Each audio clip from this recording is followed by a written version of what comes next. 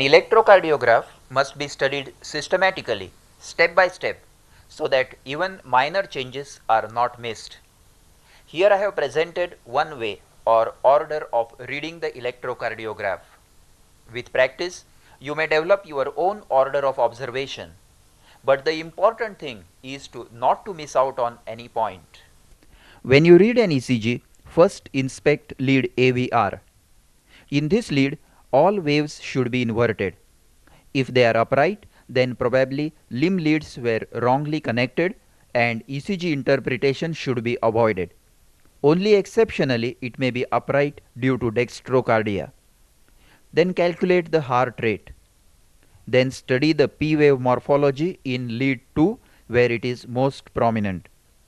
If it is more than 2 millimeters wide or 2 millimeters tall, then left or right atrial hypertrophy may be present, and an inverted P wave in lead 2 indicates nodal rhythm.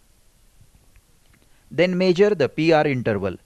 Normally it is 3 to 5 millimeters. If it is increased to 5 millimeters or more, it is a first degree AV block. In such a case, note if there are any dropped beats suggesting second degree heart block. If the PR interval is reduced to less than 3 small squares or 0.12 seconds, look for slurring of R waves in leads 1 and V6 to rule out WPW syndrome. Now come to QRS complex. Look at leads 1 and 3 for axis deviation. Remember, left leaves and right reaches.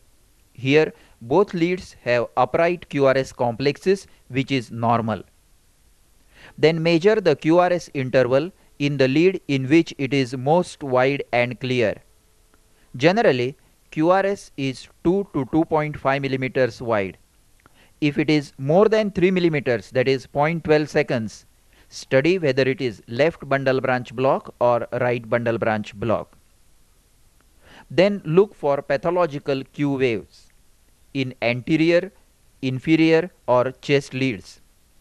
A Q wave deeper than 1 millimeter or wider than 1 millimeter or more than 1/3 of the R wave is considered as significant. Now come to chest leads and study the pattern of QRS complexes from V1 to V6. If the pattern is normal from deep S wave in V1 to tall R wave in V6, then measure SV1 and RV6 to rule out left ventricular hypertrophy. Here SV1 plus RV6 measures only 18 millimeters, which is less than 35 millimeters. If the pattern is changed, that is, if R wave is prominent in V1, then look for criteria of right ventricular hypertrophy or right bundle branch block. Next, we come to the ST segment. If the ST segment is elevated or depressed, the pattern must be studied and clinically correlated to myocardial infarction, myocardial ischemia, pericarditis, and ventricular strain patterns. Lastly, we study the T wave morphology and note the leads where it is tall, flat, or inverted. The details of STT changes are studied in the next section of this cassette. After studying the PQRST pattern, we shall study the rhythm strip, calculate the rate, and inspect grossly for arrhythmias. First, see whether normal P waves are present. Study the P wave and PR interval, whether the PR interval is increased, whether it is constant in all the beats, and whether every P wave is followed by QRS complex. Are the QRS complexes of normal configuration or bizarre? And are they related to the P waves or have their own different rhythm? If there are pauses, decide whether it is a premature beat with compensatory pause or sinus pause with escape beat or non-conducted atrial premature beat or second degree heart block. For every arrhythmia, you must locate the origin of the impulse and then conduction defects if any. Now let us study a few ECGs on this basis. In this ECG number 1, first see lead AVR. AVR shows negative waves, so lead placement is correct. Lead 2 shows normal P wave. PR interval is 4 millimeters, which is normal. Now coming to QRS complexes, QRS duration is 2 millimeters, which is normal. Then lead 1 shows positive QRS and lead 3 shows negative QRS, so left axis deviation is present. There are no pathological Q waves in limb leads. Now observe the chest leads. The QRS amplitude is increased. The pattern from negative QRS in V1 to positive QRS in V6 is maintained. So measure SV2, it is 14 millimeters, RV5, it is 22 millimeters, and their total is 36 millimeters. So left ventricular hypertrophy is present. Now see leads V5 and V6. They show strain pattern with ST depression and T wave inversion. So this ECG shows left ventricular hypertrophy with strain with left axis deviation. Now we come to ECG number 2. First inspect it grossly. Then come to lead AVR. AVR shows negative waves, so recording is correct. In lead 2, P wave is not seen, but lead 3 shows normal P wave. The PR interval is 4 millimeters, which is normal. Coming to QRS complexes in the limb leads, the QRS duration is 2.2 millimeters, which is normal. Lead 1 shows positive QRS and lead 3 shows mainly negative QRS, so left axis deviation is present.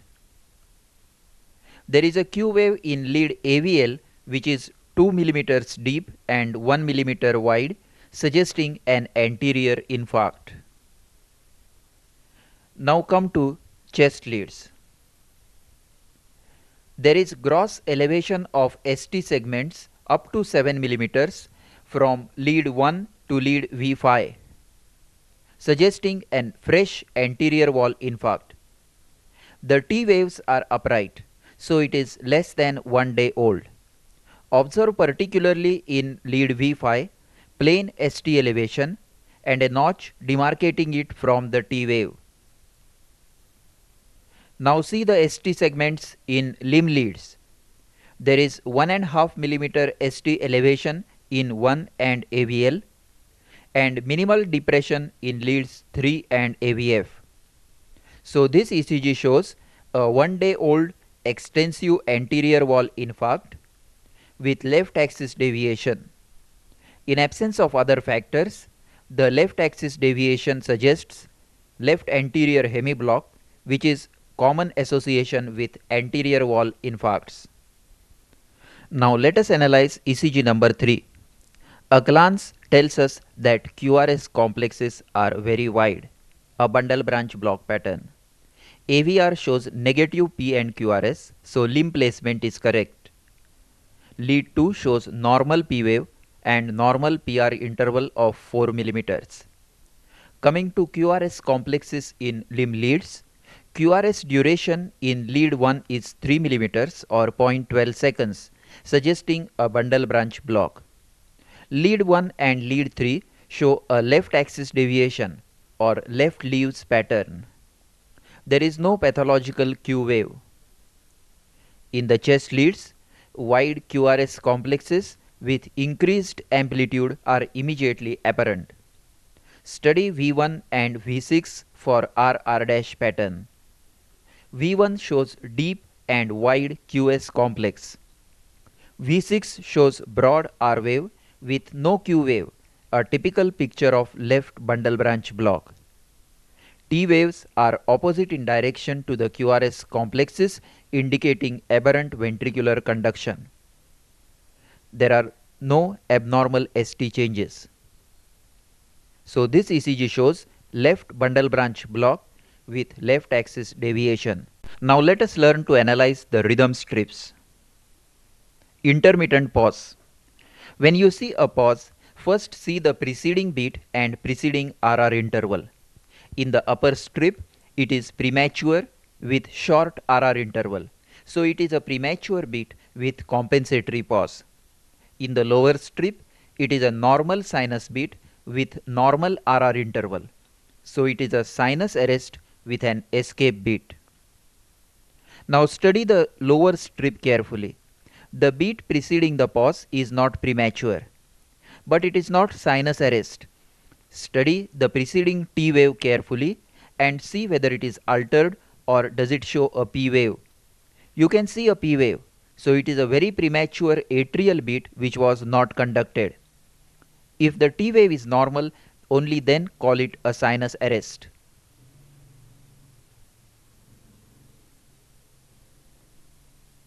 In this strip, we see a sinus arrest.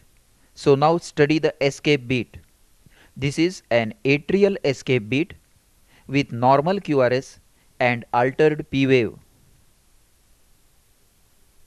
This is a nodal escape beat with normal QRS and inverted P wave.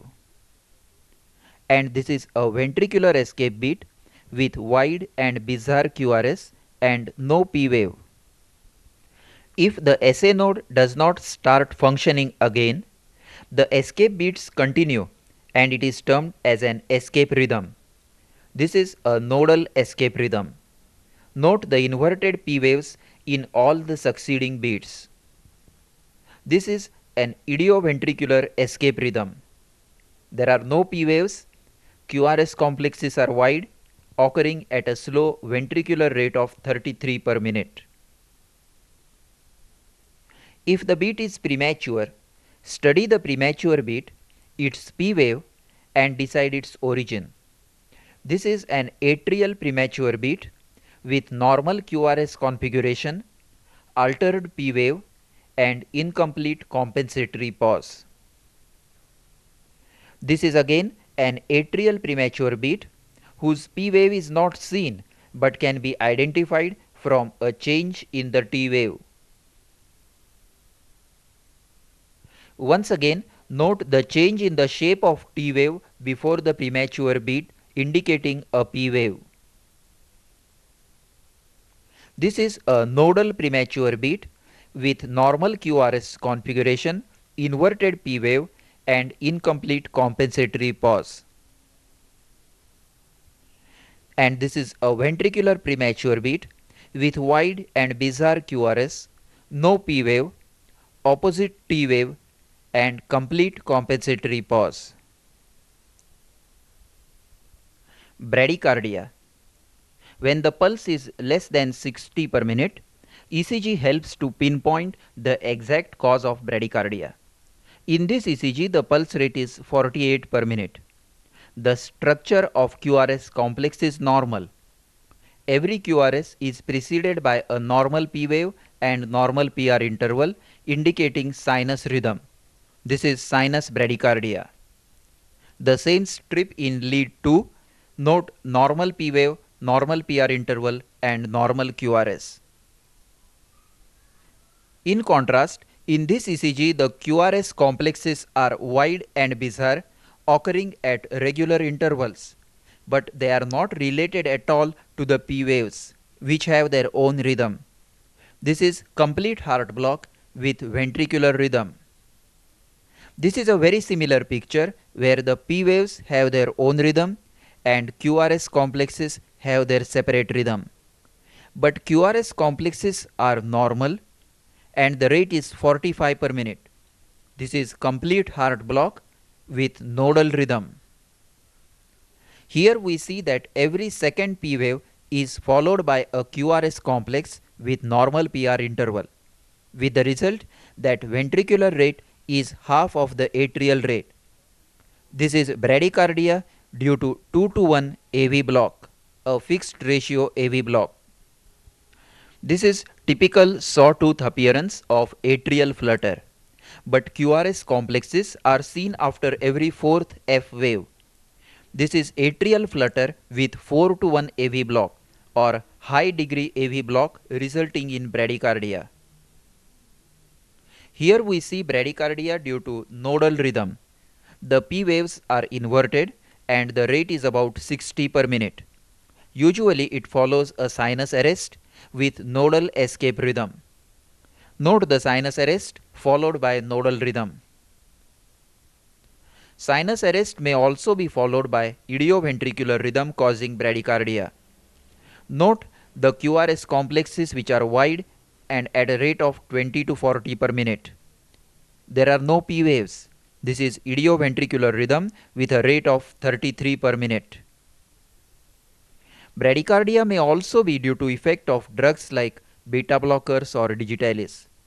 Note this atrial fibrillation whose rate is less than 60 per minute due to effect of digitalis.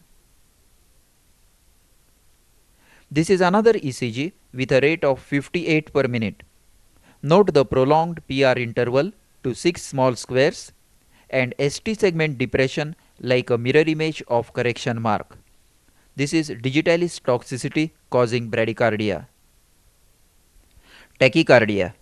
Tachycardia has to be differentiated mainly to its origin, whether it is sinus tachycardia, paroxysmal supraventricular tachycardia, ventricular tachycardia, or atrial flutter fibrillation. First, we have to see whether the QRS complexes are normal or abnormal and whether P waves are present. If the QRS complex is normal, it means that the origin of the tachycardia is above the AV node, sinus or supraventricular tachycardia. Presence of P wave is another definite indication of supraventricular origin. Then calculate the rate. In this ECG, the RR interval is 11 millimeters. So the rate is 145 per minute. P waves are normal. So this is sinus tachycardia. If the rate is 100 to 150, it is termed as sinus tachycardia. And if it is more than 160, it is supraventricular tachycardia. In this ECG, the RR interval is 8 millimeters. So the rate is 186 per minute. P waves are present. QRS complex is normal. So this is paroxysmal supraventricular tachycardia. To put it in very simple words, only when the RR interval is less than 10 small squares, call it a paroxysmal supraventricular tachycardia. In this ECG, P waves are difficult to identify in the lower lead, but you should observe all the leads carefully for P waves. Though they overlap with T waves, usually in at least one of the leads it is possible to identify P waves. Note how prominent they are seen in another lead in the same patient. If the QRS complexes are wide with inverted T waves, then it is a ventricular tachycardia. Observe this strip carefully. The wide and bizarre QRS patterns suggest a ventricular tachycardia. The rate, like paroxysmal supraventricular tachycardia, varies from 160 to 220 per minute. However, when this picture is seen, we must also rule out a supraventricular tachycardia with aberrant ventricular conduction of bundle branch block type. For this, study leads V1 and V6. Is there a typical RSR' or RR' pattern in these leads? No. So this should be a ventricular tachycardia. Number 2, look for capture beats with near normal QRS configuration. You can see one here in lead 2. A normal QRS beat confirms that there is no bundle branch block, and so this is ventricular tachycardia. Capture beat is a normal sinus beat in the middle of a ventricular tachycardia.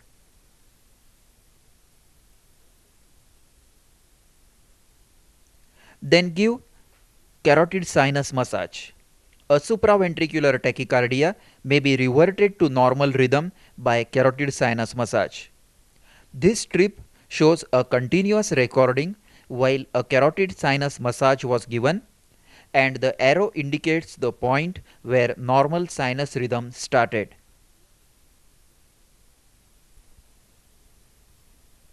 Now this ECG has a rate of 185 per minute. The QRS complexes are broad with left axis deviation, positive QRS in lead 1 and negative QRS in lead 3. So let us observe leads V1 and V6. This is a typical left bundle branch block pattern with broad RR dash without Q wave in V6 and deep QS in V1. So this is supraventricular tachycardia with left bundle branch block. Coming to other causes for tachycardia, this is atrial flutter with 2 to 1 block. Note the sawtooth appearance of the flutter waves and QRS complexes on alternate waves. Since the flutter rate is around 300 per minute, ventricular rate is about 150 per minute. Atrial flutter with 2 to 1 block. Analysis of STT changes. For the purpose of explaining, the ST segment changes and T wave changes are described separately, but they are interrelated and will be discussed together wherever relevant. First we will study the types of depressions of ST segment. ST segment depressions are basically of three types. Number 1, strain pattern in right and left ventricular hypertrophy. Number 2, digitalis effect. And number 3, myocardial ischemia and infarct. This ECG shows left ventricular hypertrophy with deep S waves in V1, V2, tall R waves in V5, V6. Now observe the lead V6 in the inset. Note the ST depression of the strain pattern. In leads V5 and V6, there is mild depression of the ST segment and T wave inversion.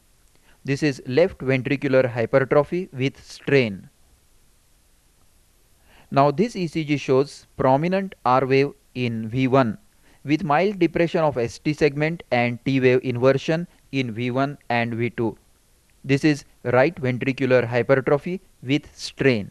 These are the strain patterns. Now the second type of ST depression is due to the effect of digitalis. This is the typical ST segment depression due to digitalis, described as mirror image of check mark.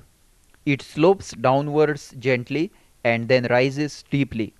It is best seen in leads with a tall R wave. The T wave amplitude is reduced and with severe toxicity T wave becomes flat.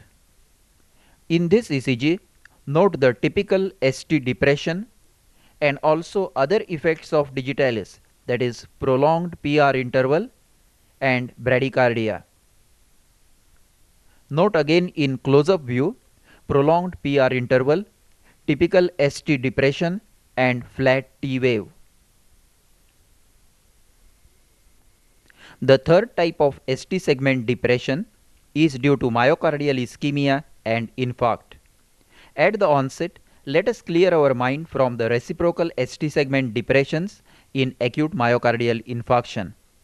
This is inferior wall infarct where leads 1 and AVL show ST segment depression and 2-3 AVF show ST segment elevation. The anterior and inferior group of leads show opposite effects on ST segments. Note the ST segment elevation in leads 2 and ST segment depression in lead AVL. In contrast, this is an anterior wall infarct where leads 1 and AVL show ST segment elevation and 2-3 AVF show ST segment depression. Now we will see various types of ST segment depressions due to myocardial ischemia. Observe the lower ECG first. During an acute attack of angina pectoris, ST segment is depressed by 1 to 2 millimeters, particularly in leads V5 and V6. But this is a transient change. In the upper ECG taken 2 hours later, the ST segment has returned to normal. This is typical angina pectoris or Heberden's angina. A mild ST segment depression in V5 and V6 with low amplitude or inverted T waves is a typical feature of chronic angina. Mild ST depressions in V5 and V6 with inverted T waves is usually due to chronic myocardial ischemia or angina. So ST segment depression in V5 V6 suggests coronary artery disease or left ventricular hypertrophy with strain. In absence of ventricular hypertrophy, it strongly suggests myocardial ischemia. ST segment depressions in leads V2 to V5 may commonly be due to reciprocal changes of inferior wall infarct or due to subendocardial infarct. Now here we see an ECG of inferior wall infarct. Note the ST depressions in leads V1 to V4. The T waves are upright and it will be associated with ST segment elevations in 2-3 AVF. So this is reciprocal ST segment depression of inferior wall infarct. When there is ST segment depression with inverted T waves, as in this ECG, where the ST segment is depressed and T wave is deeply inverted, this is subendocardial infarct. When only the subendocardial portion of the myocardium is infarcted, not the full thickness but only the subendocardial portion of the myocardium is infarcted, then several chest leads show ST depression with T wave inversion. Normally, when full thickness of endocardium is infarcted, there is ST elevation with tall T waves. But when only subendocardial infarct occurs, there is ST depression with deeply inverted T waves in chest leads and anterior leads. This is subendocardial infarct. At this stage, let us remember the picture of anteroseptal infarct where the ST segment is elevated and T wave is inverted. Compare here on the left ST depression in subendocardial infarct and on the right ST elevation in anteroseptal infarct, both with inverted T waves.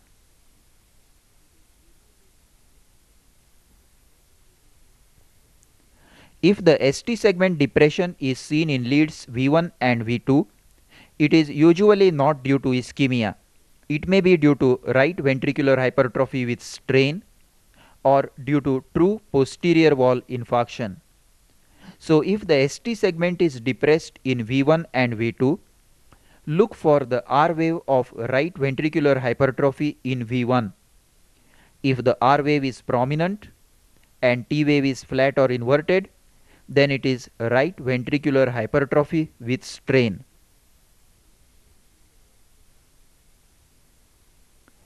And if the T wave is tall and ST segment is depressed, it may be a true posterior wall infarct which is seen on ECG as reciprocal changes in V1 and V2 with ST segment depression and tall T waves.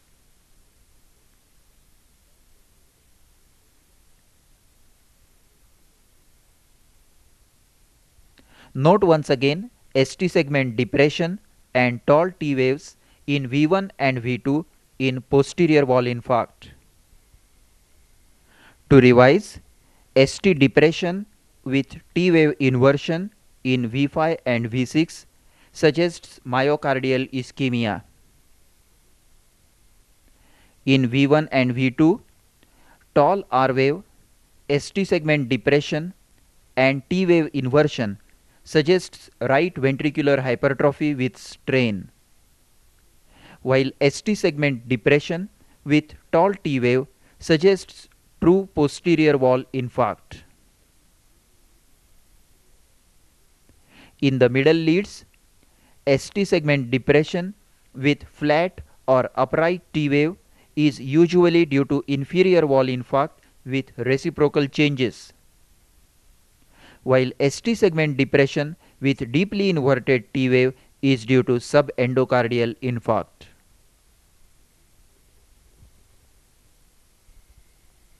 ST segment elevations. ST segment elevation is the hallmark of acute phase of myocardial infarction. The changing pattern of T waves gives us two different pictures. This is ST segment elevation with tall upright T wave. So the ST segment is concave upwards. This is seen in the hyperacute phase of myocardial infarction for first few hours. This is ST segment elevation with inverted T wave. So the ST segment is convex upwards. This is the picture 1 to 2 days after an acute attack of myocardial infarction. It is important to note whether there is reciprocal ST depression in the opposite leads. That will confirm the diagnosis of infarction. Note the ST elevation in lead 3, which is an inferior wall lead, and reciprocal ST depression in chest lead, which is an anterior lead. While in this ECG, there is ST elevation in the chest lead and reciprocal ST depression in the inferior wall lead. So the second important point to note is the leads showing ST elevation, which will localize the infarct. And third point is the nature of T wave, which will tell the age of the infarct. Remember once again that ST elevation with T wave inversion is seen only in established myocardial infarct.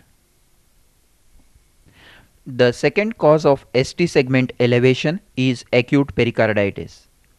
This ST elevation is concave upwards with upright T waves. So it mimics hyperacute phase of myocardial infarction, and even clinically the pain is identical. But pericarditis is a diffuse process. So ST segment elevation is seen in all leads, anterior and posterior, and chest and limb leads. Though sometimes all leads may not show ST elevation, causing a confusing picture. But reciprocal ST depression will never be seen in pericarditis. So reciprocal ST depression rules out acute pericarditis. To revise, ST segment elevation is the representation of acute phase of myocardial infarct.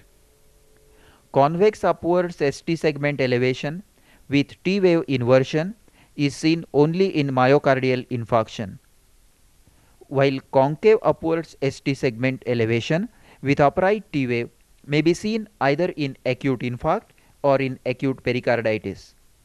Reciprocal ST depression is again a diagnostic feature of acute myocardial infarction, while in pericarditis all groups of leads show ST segment elevation. T wave inversions.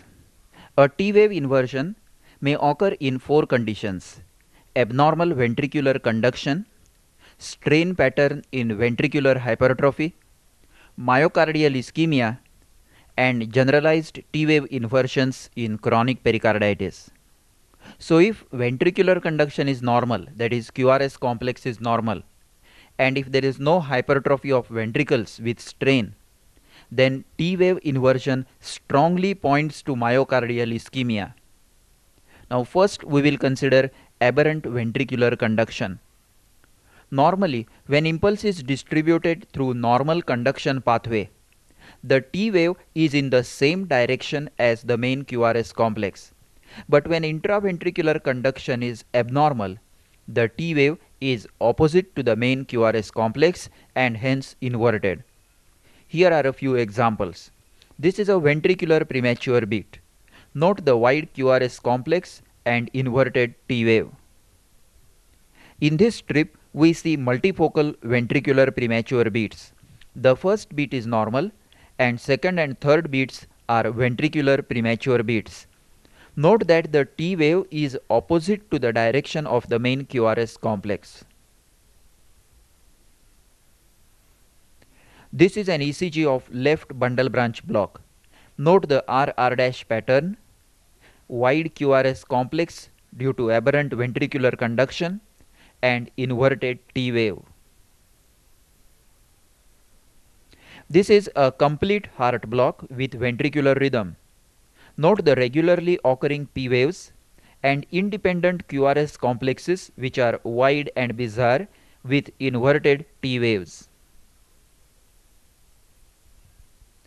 This is another example of aberrant ventricular conduction in WPW syndrome. Note the delta wave, that is a slurring on the upstroke of R wave, and the inverted T wave. All these are called secondary T wave inversions, secondary to aberrant ventricular conduction. They have no other significance.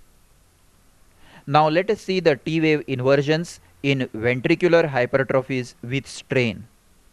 This is left ventricular hypertrophy with strain as seen in lead V6. Note the tall R wave of left ventricular hypertrophy.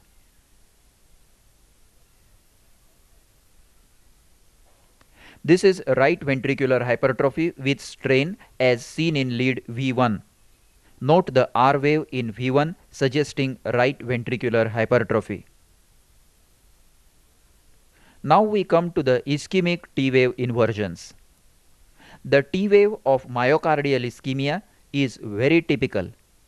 Normal T wave has asymmetrical limbs and flat top, but in ischemia it becomes symmetrical and pointed like an arrowhead. First we will consider a patient who is in acute chest pain. Mild ST elevation with deeply inverted and symmetrical pointed T waves is typical of fully evolved myocardial infarction. The T wave remains inverted for about 3 months after the infarction. This ECG shows deep T wave inversion with ST segment depression in leads V3, V4, V5 and V6. This T wave inversion with ST segment depression in chest leads suggests a subendocardial infarct. Similar changes are seen in 1 and AVL also, subendocardial infarct. This is a positive stress test. Note the ischemic T wave inversion and ST segment depression in leads V5 and V6. Another cause of chest pain with T wave inversion is an acute attack of angina. The ST segment is depressed with T wave inversion in lead V5, but this change is transient and will return to normal after the attack subsides. The fifth cause for T wave inversions with acute chest pain is pulmonary embolism. Inverted T waves with raised ST segment as seen in myocardial infarct are seen in leads V1 to V3. This picture with inverted T waves in 3 and AVF suggests acute pulmonary embolism. But these changes are not diagnostic and have to be supported by clinical and other evidence. If the inverted T waves are seen in patients without acute chest pain, they suggest myocardial ischemia, and their location tells the area of ischemia. T wave inversion seen here is in lead V5. This is typical of chronic angina. This ECG shows T wave inversion in 1 AVL V5 and V6. It indicates myocardial ischemia in anterior wall, probably narrowing of anterior descending branch. This ECG shows T wave inversion in 2-3 AVF. This indicates ischemia in the inferior wall, probably narrowing of posterior descending artery. Now observe this ECG. The T waves are inverted in all chest leads. They are also inverted in limb leads. Generalized T wave inversion is seen in the second phase of acute pericarditis.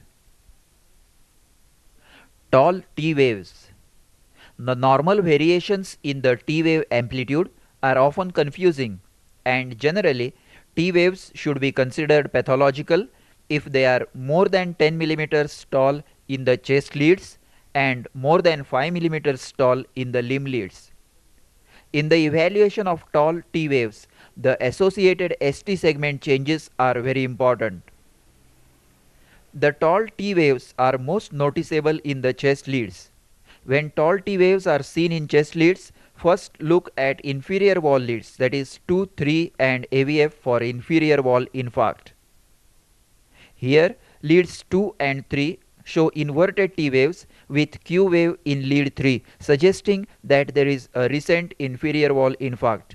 So the tall T waves is a reciprocal change in the chest leads.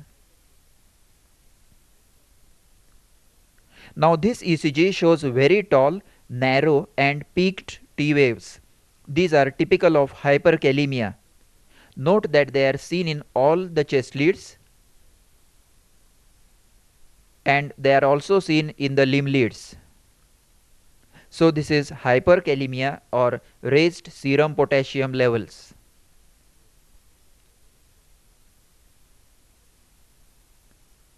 This is another ECG of hyperkalemia. Note the tall peaked T waves more than 10 millimeters high in all the leads. Tall T waves with elevated ST segment are seen in two conditions which we have already studied. Number 1, acute myocardial infarct on the first day and acute pericarditis when seen in all leads. If the tall T wave is associated with ST segment depression in the chest leads, note the leads involved. If seen in leads V1 to V3, it is diagnostic of a true posterior wall infarct.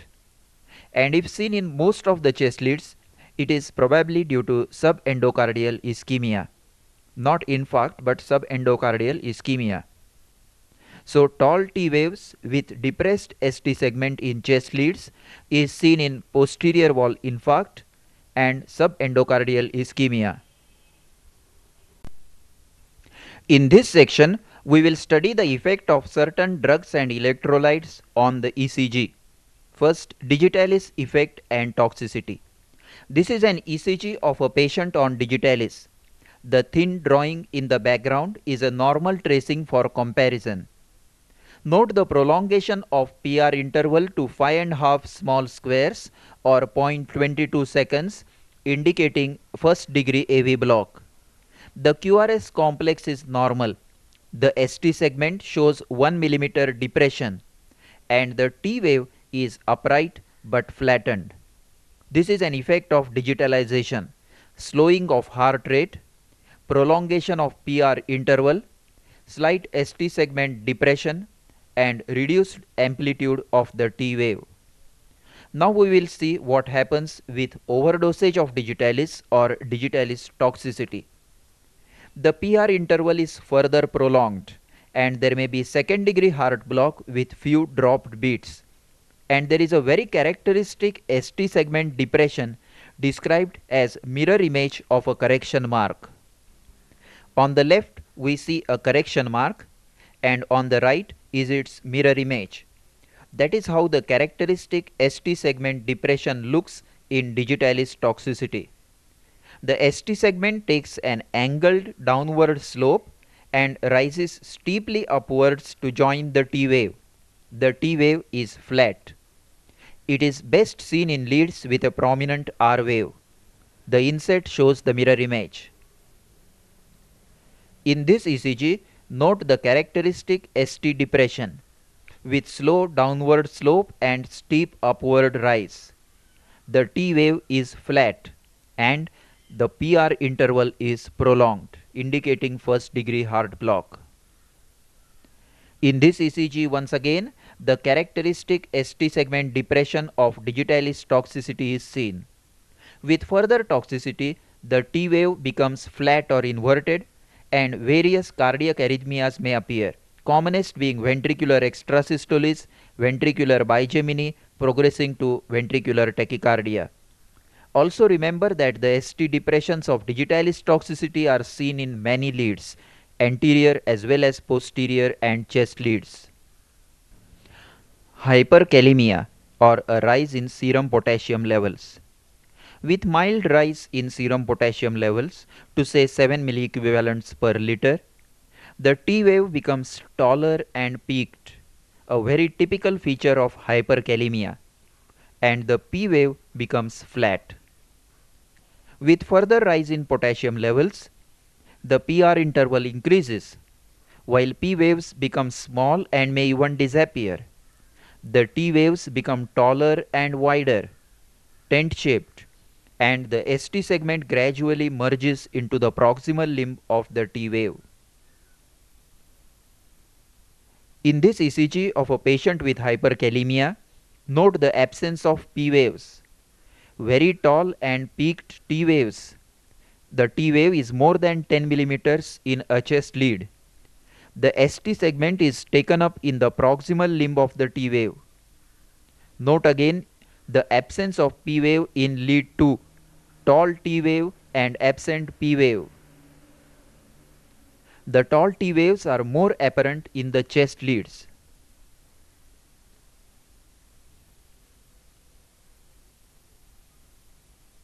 Hypokalemia. With hypokalemia, the T wave amplitude progressively diminishes while U wave becomes prominent. This may give a false impression of increased QT interval, but actually it is a U wave which has become prominent. Hypo and hypercalcemia. Reduced levels of calcium in blood causes prolongation of QT interval due to prolongation of the ST segment. Normally, QT interval is about 10 small squares or up to 0.4 seconds, but here it is prolonged to about 15 small squares. Note that in this ECG, the QRS is normal, the T wave is also normal, only the ST segment is prolonged. See this ECG of a patient with tetany. The QRS complex is normal, T wave is normal, only the ST segment is prolonged, causing prolongation of QT interval. In contrast, this ECG shows shortened ST segment and T wave begins immediately after the QRS complex. The ST segment also shortens in hyperkalemia, but there the T wave is tall and peaked. Note the ECG on the right where the T wave is very tall, whereas in hypercalcemia the T wave is normal and ST segment is shortened. Quinidine toxicity. Quinidine toxicity results in lengthening of the QT interval and also widening of the QRS complex.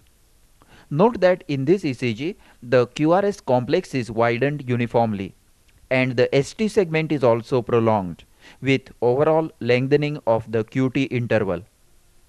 This is in contrast with hypocalcemia, where QT segment is prolonged but QRS and T waves are normal.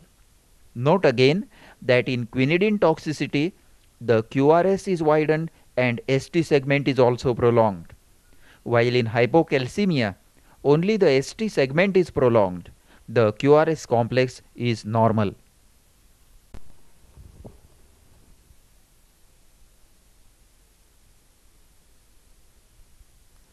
Note the P wave in lead 2. It is 3 millimeters wide and 2.5 millimeters tall. So it is biatrial hypertrophy. Now see the P wave in lead V1.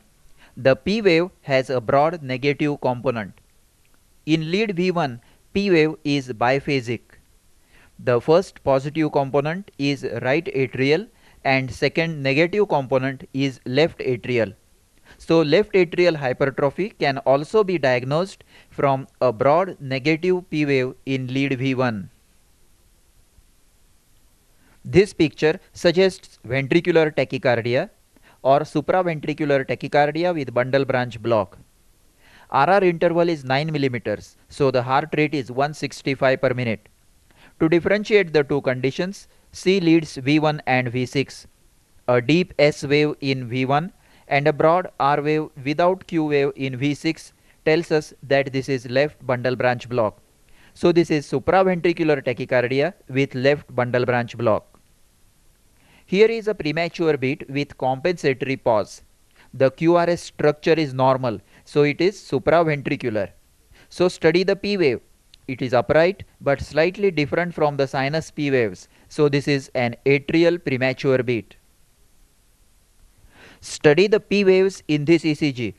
Tall peaked P waves in 2, 3 and AVF This is P pulmonale of right atrial hypertrophy. In this ECG, study the ST segments. In 2, 3 and AVF, there is ST elevation of 5 millimeters. The T waves are upright. Leads 1 and AVL show reciprocal ST depression. So this is a fresh inferior wall infarct. Now let us see the chest leads. There is reciprocal ST depression in V2, V3, V4 and V5. So this is an extensive infarct. This ECG shows a normal beat followed by a run of ventricular premature beats. It heralds ventricular tachycardia. Study the chest leads. The QRS complexes are 3 millimeters wide. There is RS-R' pattern in V1 and V2 indicating right bundle branch block. A broad S wave in V5 and V6 supports our diagnosis. So this is right bundle branch block. In the limb leads, there is left axis deviation. Normally, right bundle branch block should have right axis deviation or a normal axis. Left axis deviation suggests associated left anterior hemiblock. This is lead 3. Deep Q wave and raised ST segment indicate inferior wall infarct. Now study the P wave and PR interval. The PR interval is 11 millimeters or 0.44 seconds. So there is first degree heart block also.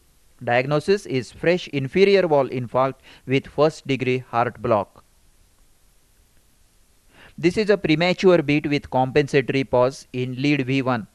The QRS complex is broad with tall slurred R wave of right bundle branch block pattern.